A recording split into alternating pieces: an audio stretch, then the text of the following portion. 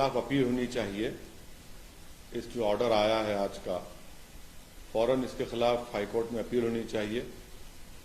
और दूसरी बात यह है कि सुप्रीम कोर्ट ने जो 20 मई 2022 को जो अपना ऑर्डर दिया था, अगर आप वो ऑर्डर पढ़ेंगे तो .2 सबसेक्शन 4 में सुप्रीम कोर्ट ने ये कहा था कि the interim order of the court dated 17 May 2022 shall continue to remain in operation pending the disposal of the application under order 11 rule under CPC. Thereafter, for a period of 8 weeks, so as to enable any party which is aggrieved by the order of district judge to pursue its rights and remedies in accordance with the law. तो जो interim order है वो आज के इस order के बाद भी सुप्रीम कोर्ट ने कहा shall continue to remain operation pending disposal application. तो 8 हफ्ते का टाइम है, 8 हफ्ते का इसके ऊपर 8 वीक्स का सुप्रीम कोर्ट ने अपने ऑर्डर में कहा था कि 8 हफ्ते का टाइम है। तो 8 हफ्ते के अंदर सुप्रीम कोर्ट का उस पर है। और मैं उम्मीद करता हूं कि इंतजामिया कमेटी इस फैसले के खिलाफ वो अपील करेंगे हाई कोर्ट में।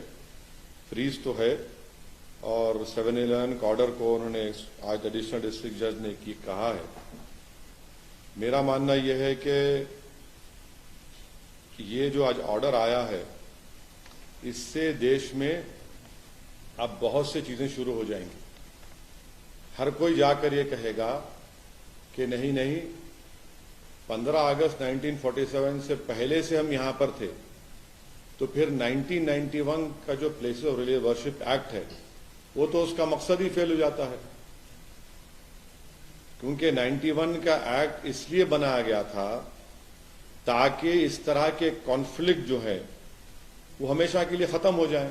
मगर आज के ऑर्डर के बाद ऐसा लगता है कि फिर अब ये लिटिगेशन शुरू हो जाएगा इन तमाम इश्यूज के ऊपर और हम दोबारा 80 और 90 के दहे में वापस जा रहे हैं। फिर इससे अगर खुदा ना खास्ता अगर हम 80 और 90 के दहे में वापस चले जाएंगे तो ये हर जगह पर एक डिस्टेबलाइजिंग इफेक्ट पैदा हो जाएगा। तो ये हम तो उम्मीद कर रहे थे कि कोर्ट इस तरह के इश्यूज को, जैसे अंग्रेजी में कहते हैं कि they will nip it in its bud, मगर अब लगता है कि इस तरह का लिटिगेशन अगर आगे बढ़ेगा तो फिर ये उसी रास्ते पर जा रहा है जो बाबरी मस्जिद का लीगल इशू गया था। अब आप बोलेंगे नहीं नहीं, टाइटल नहीं है, वहां पर ऐसा करने की इजाजत दी जाए। अरे भाई तो फिर कैसा होगा ये? अच्छा, और आप इस बात को समझिए कि ये जो नरेंद्र मोदी भारत के प्रधानमंत्री ने जो बड़ी मंदिर का इनॉग्रेशन किया था ना अभी साल 1.5 साल पहले, क्या आप लोगों को मालूम है कि प्लॉट नंबर 93-94 एक्सचेंज किया गया मुसलमानों से?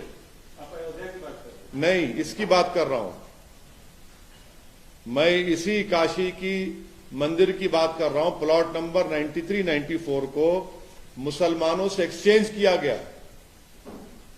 एक प्लॉट लेकर दूसरा घर दिया गया। तो जब एक्सचेंज होता है तो मालिक से होता है ना, मालिक से एक्सचेंज कर रहे हो और आप आज ही ऑर्डर आ रहा है। ये जो प्रधानमंत्री ने जो इनॉग्रेशन किया, जो पूरे उसको बताया कि मॉडर्नाइज किया गया, उसको तोड़ा गया, बनाया गया, एक्सचेंज हुआ है प्रॉपर्टी का। अब इसको क्या बोलेंगे? और उसके एक्सचेंज के रजिस्टर्ड डॉक्यूमेंट्स हैं, रजिस्टर्ड डॉक्यूमेंट्स हैं।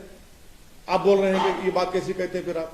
दूसरी बात यह है कि 1883-84 का खसरा है जिसमें लिखा गया प्लॉट नंबर 9130, ये प्लॉट नंबर 9130 है, उसमें उर्दू में लिखा है कि मकबूज़े अहले इस्लाम मस्जिद। तीसरी बात आप देख लीजिए कि ये जो है प्लॉट नंबर 9130 26 फरवरी 1942 को वक्फ का गजट इशू हुआ था। 1942 को 1942 26 फरवरी वक्फ गजट इशू हुआ था कि ये मस्जिद वक्फ है। दूसरा एक केस हुआ था 1936 का जिसका दीन मोहम्मद वर्सेस स्टेट, 1937 में जजमेंट आया, जजमेंट में कहा गया कि मस्जिद के नीचे की जमीन, घर, नॉर्थ और साउथ पे पूरा वक्फ है। अब इससे बड़ा आपको मैं 3-3 सबूतें दे रहा हूं। फिर ऊपर से 91 का एक्ट है। अगर कोई ये कहेगा कि भाई 15 अगस्त से पहले मेरा कब्जा था, तो फिर 91 का एक्ट के माने क्या है?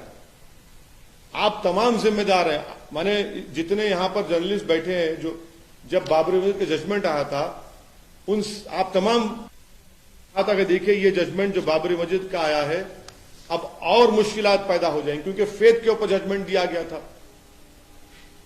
अब 91 का एक्ट है और सुप्रीम कोर्ट ने बाबरी मस्जिद जजमेंट में कहा कि भाई जो माजी में जो कुछ भी हुआ उसको हम खोलेंगे नहीं। 15 अगस्त 1947 को जो था वही रहेगा।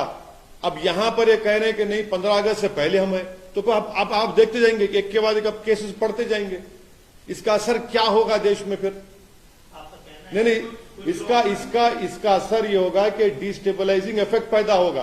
कुछ लोगों का कहना है कि बाद तक जो 91 का जो वर्षित एक्ट है उसको बाद तक पूजा होता रहा, उसमें आरती होती रही 1993 तक। नहीं, 91 का एक्ट क्या कह रहा है? अगर आप कोई ऐसा काम करेंगे जिससे nature of the religious place change हो जाता है, तो फिर 91 का एक्ट किस माने रखता? बोलिए आप, क्या माने रखता? चाहे मस्जिद हो, चाहे मंदिर हो, गिरजाघर हो, कुछ हो, अगर कोई ऐसा काम होता है तो फिर वो उस प्लेस का नेचर ही चेंज हो जाएगा ना। ठीक है, अभी तो ये 7/11 का ऑर्डर आया है। सुप्रीम कोर्ट का जो 20 मई का ऑर्डर है, उन्होंने 8 हफ्ते का उसमें फ्रीज लगाया है। अपील होनी चाहिए, अपील जरूर होगी।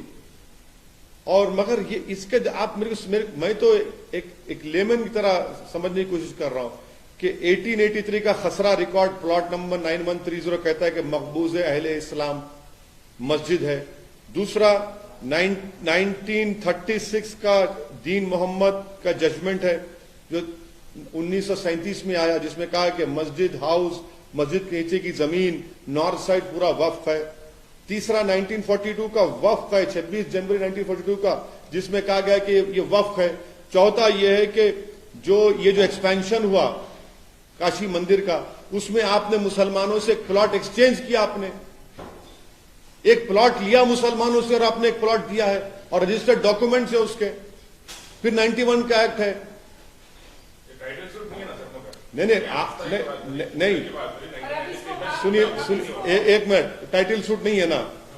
तो अगर टाइटल आपके पास है सोमित, और मैं बोलूंगा कि ठीक है टाइटल आपके नहीं, मैं अंदर आके बैठता हूं थोड़ी देर, तो आपका फिर नेचर नहीं चेंज हो जाएगा प्रॉपर्टी का। समझा करिए इस बात को। मैं आपको एग्जांपल्स दे रहा हूं, ये सब चीजें, इसका डिस्टेबलाइजिंग इफेक्ट पैदा हो सकता है पूरे देश में। मैंने पहले ही इस बात का अप्रीहेंशन का इजहार किया था कि 91 का एक्ट जरूर है, मगर अगर सबको ये प्ली लेगा कि भाई 15 अगस्त से पहले कुछ था, तो फिर 91 का एक्ट क्या है? फिर ये सुप्रीम कोर्ट ने क्या बाबरी मस्जिद के जजमेंट में नहीं कहा था कि ये कॉन्स्टिट्यूशन के बेसिक स्ट्रक्चर का हिस्सा होगा? फिर ये कोर्ट का ऑर्डर कैसे आता है बताइए हमको? कोर्ट को तो चाहिए कि इन चीजों को इनिशियल स्टेज में ही रोक लगानी चाहिए। अभी कुछ हुआ नहीं है, फ्रीज है, उसमें अपील होगी। मगर हम ये कह रहे हैं कि आप तो एक दरवाजा खोल दिया। जिस बात का मुझे डर था, अब वो चीजें हो रही है सामने हमारे। हाँ, हिंदू पक्ष का मानना है कि 93 तक वहां पर पूजा चलती थी और ये मुसलमान की तरफ से 91 एक्ट का वायलेशन। क्या पूजा? मैं 91 का एक्ट है ना, तो 91 का एक्ट क्या बोलता है? 15 अगस्त 1947 को बाबरी मस्जिद को छोड़कर जितने इबादत गाहें हैं उसका नेचर चेंज नहीं होगा। वो कहता है नहीं कहता है? मैं आपको एग्जाम्पल दे रहा हूं 1883-84 का खसरा रिकॉर्ड, उसमें कहा गया कि मस्जिद है।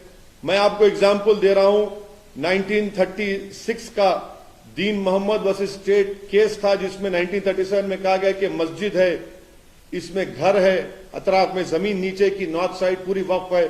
फिर मैं आपको बता रहा हूं 1942 26 फरवरी को वक्फ गजेट इशू हुआ कि वक्फ है। चौथा मैं आपको कह रहा हूं कि जब ये काशी का एक्सपेंशन हो रहा था जिसको प्रधानमंत्री ने इनॉग्रेट किया, उसमें प्रॉपर्टी एक्सचेंज हुई रजिस्टर्ड डॉक्यूमेंट्स के साथ। फिर क्या है फिर ये? हमको तकलीफ इस बात की है कि सब रहने के बावजूद भी आज ये सब हो रहा है। अब कोर्ट का फैसला है, ठीक है, मगर अपील होगी।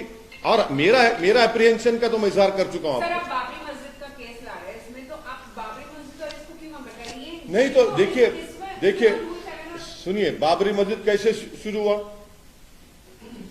बाबरी मस्जिद कैसे नहीं बाबरी मस्जिद शुरू कैसे हुआ? आपने रात के अंधेरे में जाकर वहां पर मूर्तियां रखकर आपने उसको सील कर दिया, और फिर आपने बगैर मुसलमान को पूछे वहां पर आपने पूजा शुरू कर दी। फिर राजीव गांधी प्रधानमंत्री जब थे, आपने बगैर मुस्लिम पक्ष को सुने आपने ताले खोल दिए। सुप्रीम कोर्ट को आपने वादा किया कि बाबरी मस्जिद को हाथ नहीं लगाएंगे। 6 दिसंबर को आपने मस्जिद को शहीद कर दिया। अगर मस्जिद शहीद नहीं होती बाबरी मस्जिद की, तो कोर्ट का ऑर्डर क्या आता? ठीक है, कोर्ट का सुप्रीम कोर्ट का ऑर्डर आ गया। सुप्रीम कोर्ट ने अपने ही सिविल टाइटल सूट जजमेंट में कहा कि 91 का एक्ट भारत के बेसिक स्ट्रक्चर संविधान का हिस्सा है। तो फिर लोअर कोर्ट्स को तो सुनना चाहिए ना सुप्रीम कोर्ट के ऑर्डर को। सर, तो इस फैसले से ये जो आया है उससे एक आम मुसलमान डिसअपॉइंटेड हुआ है, आप डिसअपॉइंटेड? बिल्कुल सेटबैक है ये सेटबैक है। इससे देश में डिस्टेबलाइजिंग इफेक्ट पैदा हो सकता है, होगा नहीं हो सकता है, क्वेश्चन मार्क। नहीं, इसलिए देखिए, हर कोई जाकर ये बोलेगा कि 15 अगस्त से पहले था, 47 से पहले ये होता था। कहां खत्म होगा भाई ये? फिर ये कहां खत्म होगा बताइए? हमने 91 का एक्ट क्यों बनाया था? बनाने का मकसद क्या था कि इस तरह के ये जो चीजें हो रही हैं उसका खात्मा हो जाए, कॉन्फ्लिक्ट जितना खत्म हो जाए। आपने तो अब तो परपेचुअल लिटिगेशन चलता रहेगा।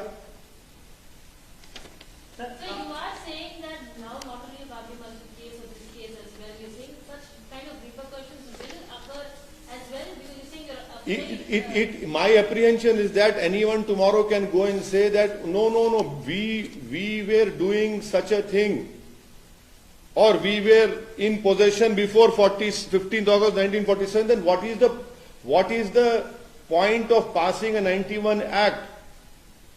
The point was that this act was being passed to ensure that past conflicts should not continue. There should not be perpetual litigation. And I am quoting to you that in this particular case, the Khasra record of 1883-84 clearly says that plot number 9130 is Maqbooze Ahl Islam Masjid. Secondly, I am reminding you that in 1936, a case of Deen Muhammad versus State, the court in its judgment in 1937 clearly said that the masjid and the land beneath the masjid, house and the north side, all are waqf properties. Thirdly, on 26 February 1942, a waqf gazette was issued that is a waqf property. And fourthly, in this whole Kashi expansion which happened, which the Honorable Prime Minister inaugurated, a property was exchanged from the Muslim side. A registered document is there. Now if you exchange a property with me as the owner, why did you exchange that property then? So I am saying, and I am saying that this will have more problems will be created, a destabilizing effect can happen in India. The whole purpose of 91 Act is failing then. Though the Supreme Court on 28th of May 2002 have given an 8 weeks freeze after whatever order is given by the district by the district judge, I am sure that the Intizamiya committee will appeal. They should appeal, and this will go. But my apprehension is being proven right. On the day Babri Masjid judgment was given, I had told you categorically that such issues will be raked up. No one believed me. Everyone, in fact, all of you said that you are trying to create an apprehension. Sir, अभी पूरा judgement नहीं आया है. ये सिर्फ order 7, rule 7 और order 11 का को रिजेक्ट किया है.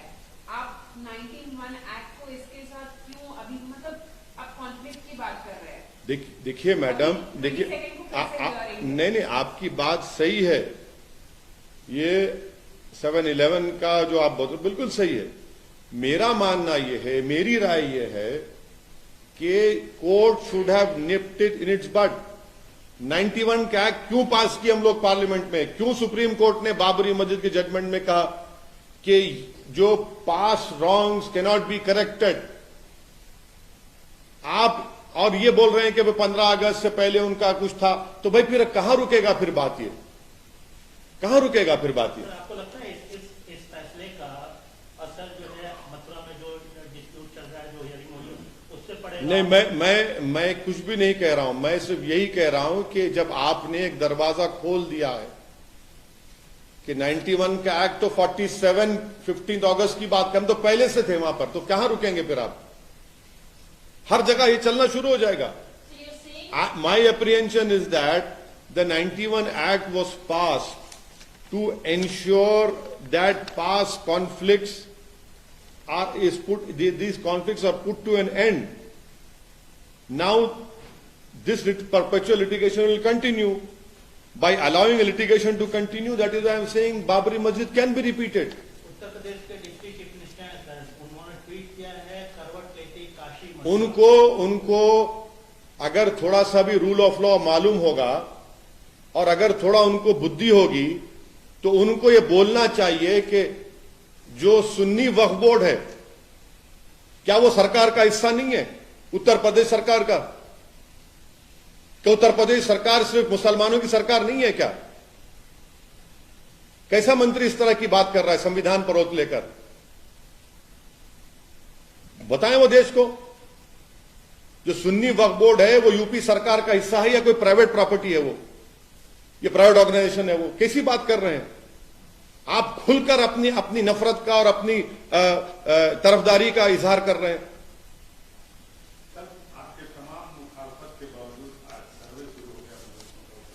नहीं, देखिए, मुखालिफत का सवाल नहीं है। तारीख इस बात को याद रखेगी कि किसी एक दीवाने शख्स ने खड़े होकर सच्चाई को बयान किया था,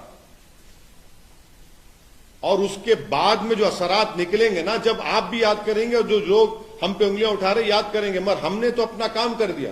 मेरी जो जिम्मेदारी थी मैं उसको निभाऊंगा। मैं जो चीज मुझे लगता है कि ये भारत के लिए ठीक नहीं है, माहौल को खराब कर सकती है और टारगेटेड सर्वे हो रहा है, तो मैं बोलूंगा उसके ऊपर।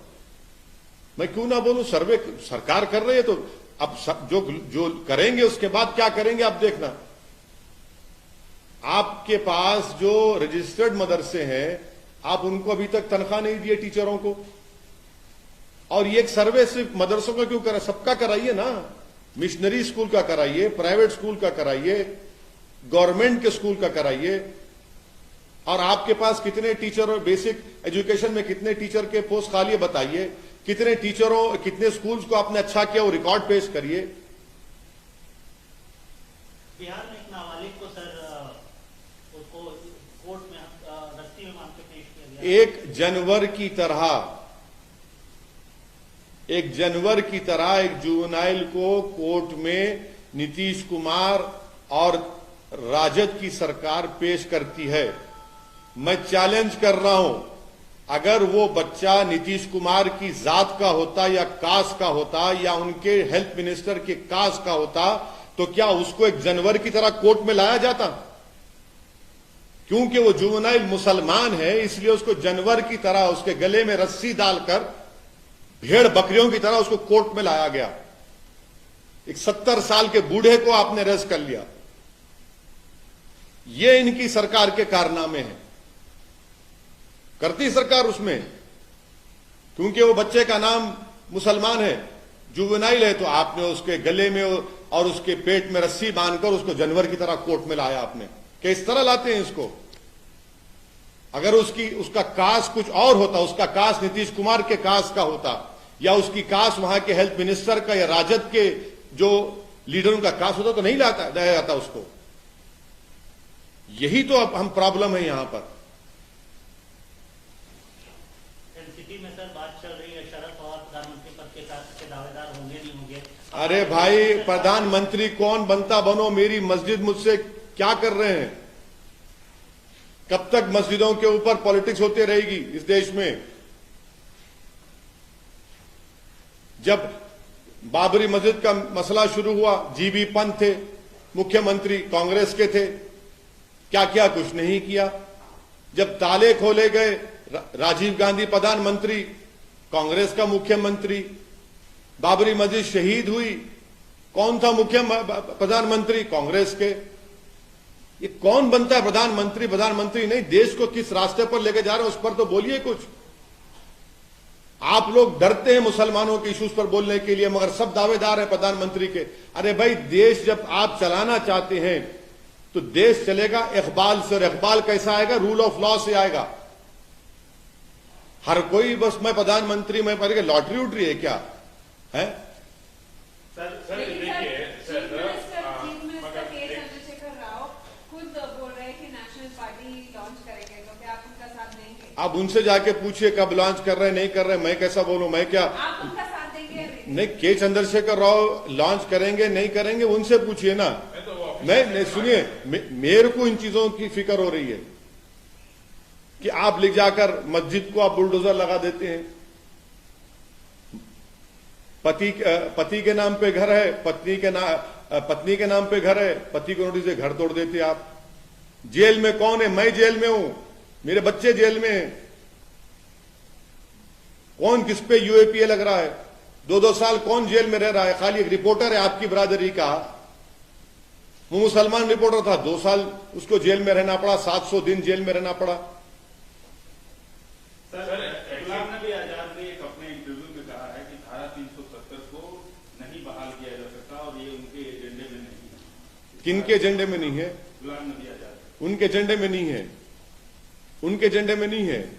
अच्छा, उनके एजेंडे में नहीं है तो वो बोलेंगे, वो जाएं वैली में लाल चौक में खड़े होकर बोल दे बात ये, वो जाकर लाल चौक में खड़े होकर बोल दे बात ये।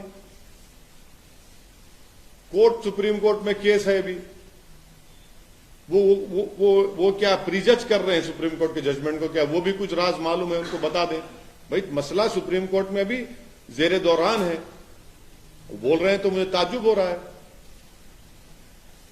मगर सर, ऐसी कौन सी मस्जिद है दुनिया में जिसके दीवारों पे स्वस्तिक का सिंबल रहते हैं, जिसके दीवारों पे मूर्तियां रहती है? ये मुसलमानों का जिम्मेदारी नहीं है कि ऐसे जो बड़े आस्था के जो टेम्पल्स हैं, ऐसे टेम्पल्स को पूजा तो करने देते हैं वहां पे, जहाँ की 1993 तक पूजा होती आती थी। तो सर, पूजा आपको भारत में मैं ऐसे कई इबादत गाहें दिखा दूंगा जहां पर बौद्ध और जैन मजहब की निशानियां हैं, मैं दिखा दूंगा आपको। क्या करेंगे आप? तारीख में जाएंगे? मेरे दोस्त, ये जो आज आप और हम इंडियन बने हुए ना, ये भारत 65,000 साल पहले ईरान से किसान आए थे, फिर सेंट्रल एशिया से, ईस्ट एशिया से लोग आए, उसके बाद आर्यन आए, ये सब बना। फिर ये आप चलिए, फिर हिस्ट्री में जाएंगे तो चलिए, जाएंगे बुद्धिज्म के पास, जब क्या हुआ था बोलेंगे, सब निकलना पड़ेगा ना, फिर रुकेगा क्या? फिर जब जैनिज्म था वहां क्या हुआ देख लेंगे, फिर रुकेगा कहां ये?